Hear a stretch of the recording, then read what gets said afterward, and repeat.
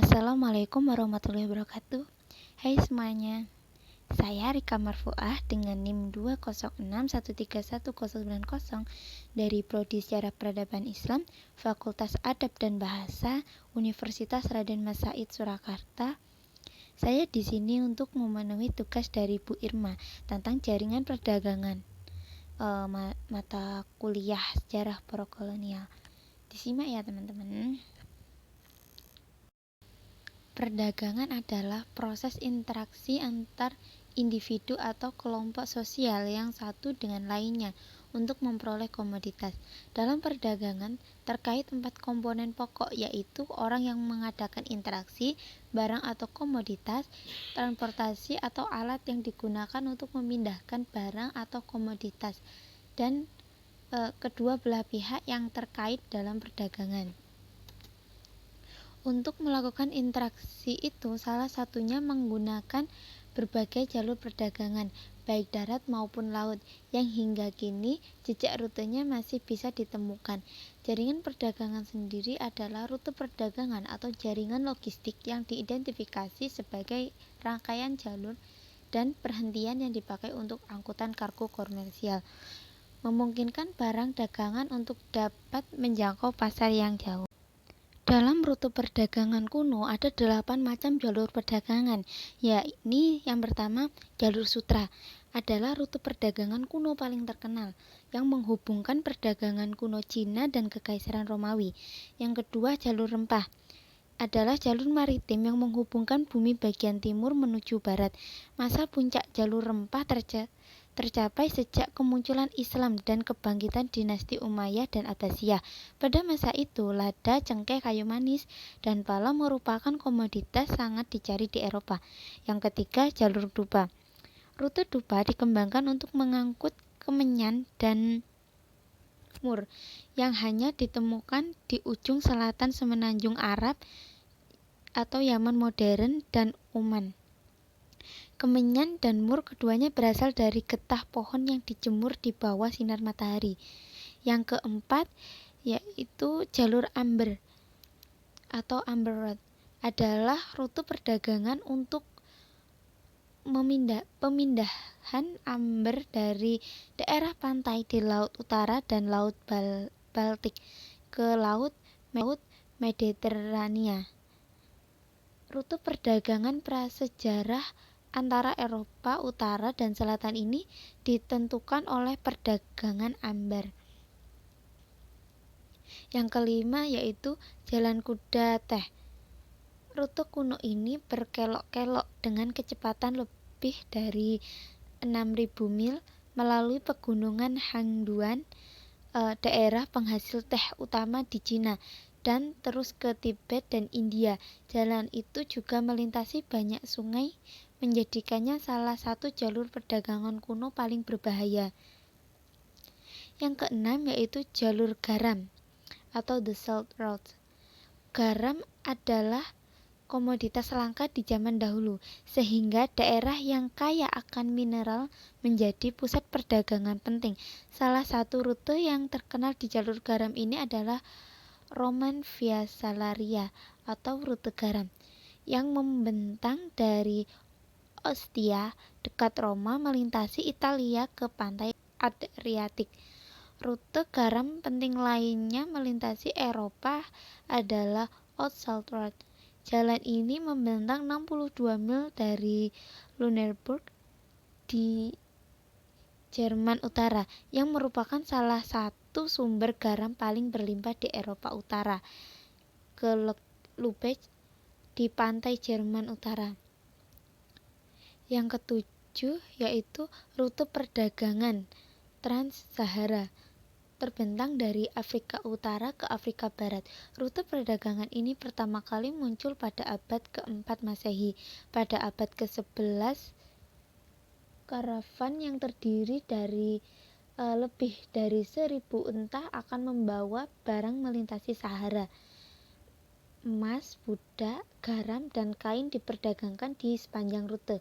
Demikian pula benda-benda seperti bulu burung unta, dan senjata Eropa.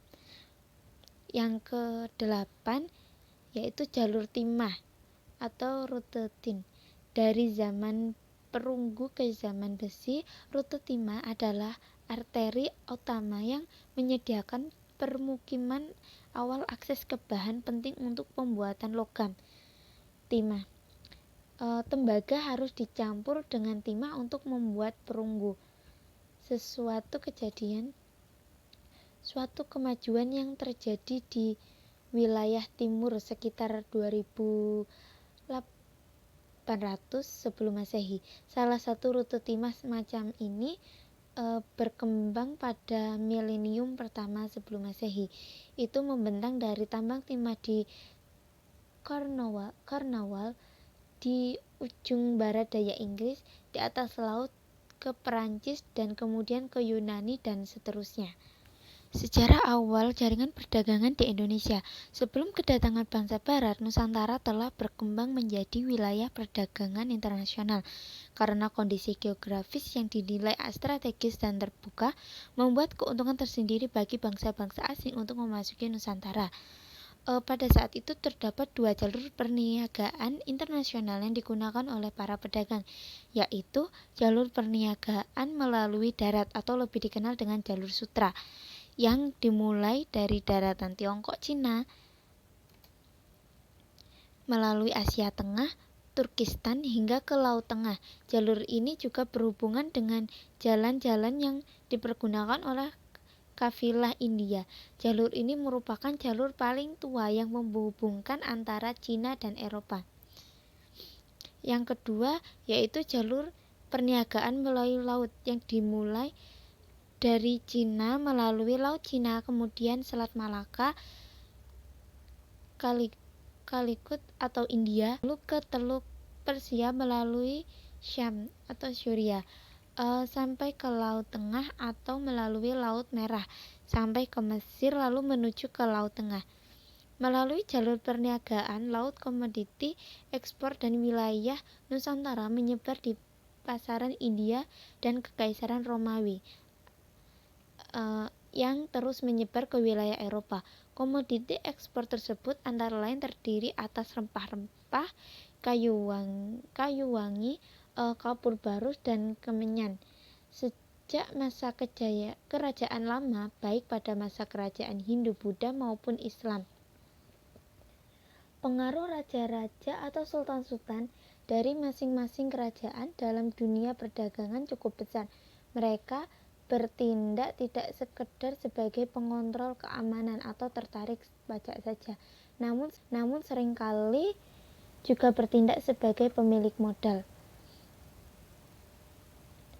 Ada dua kerajaan utama di Nusantara yang mempunyai andil besar dalam meramaikan perniagaan internasional pada kurun abad ke-7 hingga ke-15, yaitu Sriwijaya di Sumatera dan Majapahit di Jawa. Keduanya adalah kerajaan Hindu-Buddha. Kerajaan Sriwijaya merupakan salah satu kerajaan pantai yang kekuatan ekonominya bertumpu pada perdagangan internasional.